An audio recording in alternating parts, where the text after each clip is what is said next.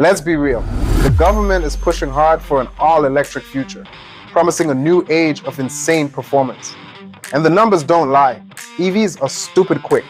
Independent tests show beasts like the Lucid Air Sapphire and Porsche Taycan Turbo GT hitting 60 miles per hour in a ridiculous 1.9 seconds. The Tesla Model S Plaid is right there with them, clocking in around 1.99 seconds. If you're cool with the 1-foot rollout that drag racers use.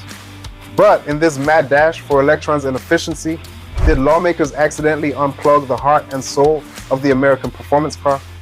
We're digging into the numbers, from the track to the garage, to see if this mandated progress has actually put the brakes on real enthusiast innovation. For generations, American performance had a soundtrack, and it was a glorious V8 rumble. But that sound is fading. The Chevy Camaro we knew and loved is gone. The V8-powered Dodge Charger and Challenger, icons of affordable horsepower, have been put out to pasture. Now, a wave of electrification is washing in, and it's got the government's fingerprints all over it. The feds have a goal. By 2030, they want 50% of all new cars sold to be a mix of zero-emission vehicles, plug-in hybrids, or fuel cell vehicles. Now, that's not a ban on gas engines, but between emissions rules and tax credits. It's a massive nudge for automakers to shift their brainpower and budget away from internal combustion. For gearheads, the question is simple. Are we being forced into a future of silent appliance-like speed? Or is this just a different flavor of fast? Ask a die-hard V8 fan if an EV can be a real muscle car, and you might get a laugh or a lecture. This is where it gets tricky for the old school. In a straight line, the argument is pretty much over. For less than 100 grand, a Tesla Model S Plaid delivers acceleration that six-figure supercars from a decade ago couldn't even dream of. But what about a real track, where a car's soul is truly tested? Even there, EVs aren't just one-trick ponies anymore.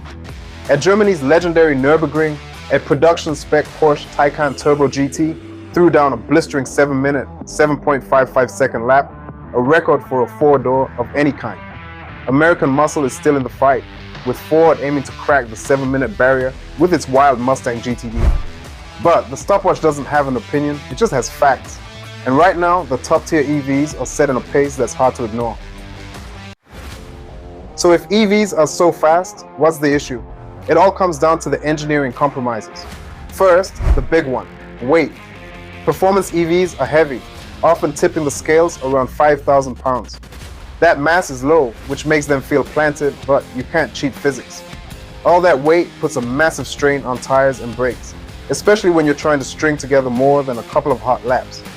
That leads to the next hurdle, heat. Batteries and motors working that hard generate a ton of it.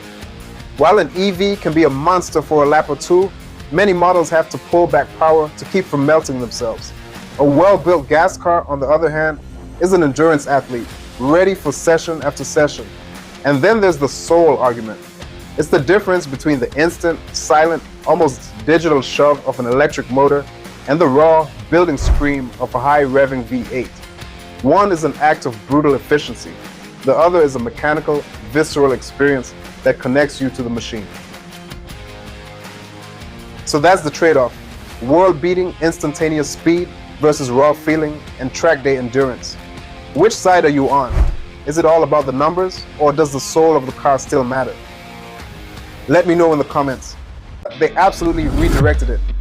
The engineering puzzles have completely changed.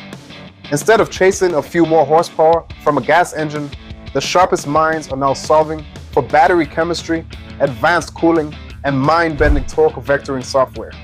Innovation didn't die. It just went from mechanical to digital. Automakers are adapting to this new game. Take Dodge. They aren't ditching their roots entirely.